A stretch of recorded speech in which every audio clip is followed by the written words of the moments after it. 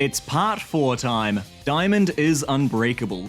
This time we're going to settle down after the marathon adventure of part 3 into a nice peaceful small town. We're going to find a bunch more stand users, but this time not everyone's an enemy. Let's go. Let's start with a bit of background. So it turns out Dio, back in part 3, got his stand powers by this magical bow and arrow. You get the stab, you get the stand. Now someone's taken it to this small town of Morioh and is making a bunch of stand users. So Jotaro is here to team up with the young Josuke Higashikata to track down the bow and arrow. Josuke is actually the son of Joseph Joestar through an affair he had with a Japanese woman.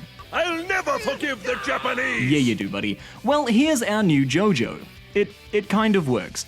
So the lads get to work tracking down the new stand users in their town to find the bow and arrow, and kindly, not all of these people are villains, but here we go, again in order.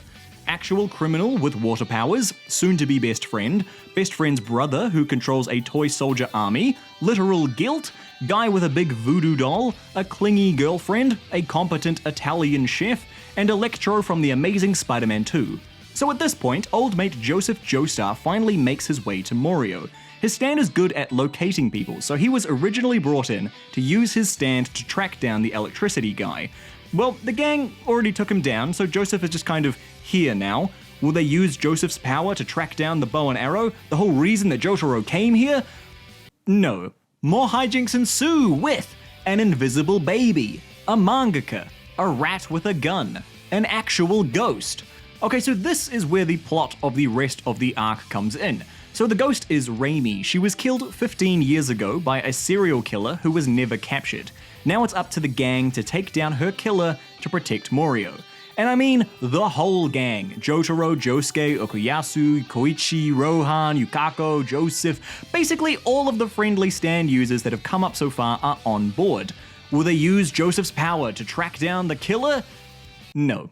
The hijinks continue with Greedy Kid, but he stumbles onto the real villain, Yoshikage Kira, and gets blown up by his stand, Killer Queen.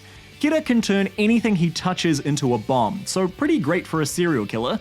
Also, he's got a big thing for hands. Yeah. A quick side plot where Yukako gets plastic surgery and bonds with Koichi.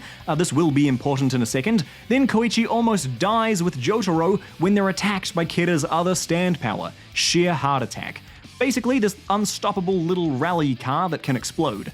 The rest of the gang make it in and almost kill Kira in the confrontation, but he gets away, back to the stand plastic surgeon, and now he looks like someone else. Well, the hunt begins again.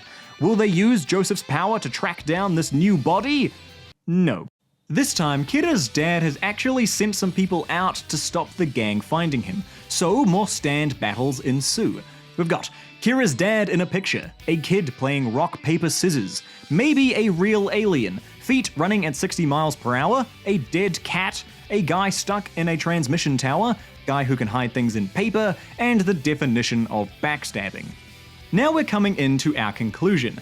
So Kira's new face actually came from a guy in town, and Kira's taken over his whole life, including his wife, who is super into it, and his son, who is super sus. Eventually, the son figures out the truth behind his dad. Kira gets a second shot of the arrow and gets a whole new power.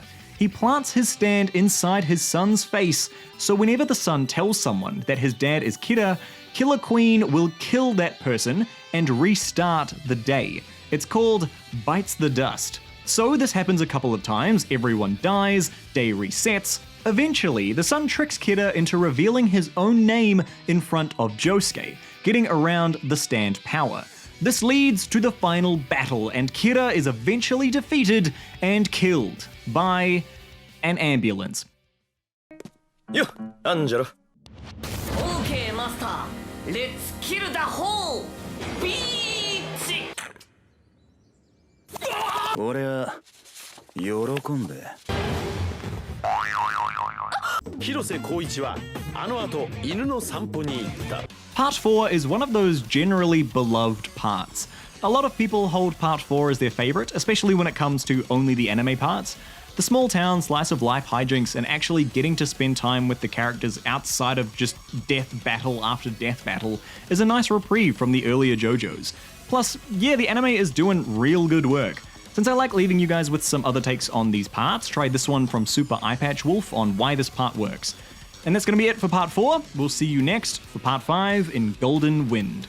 Thanks for watching. This has been CG, and I will see you Gs in the next one.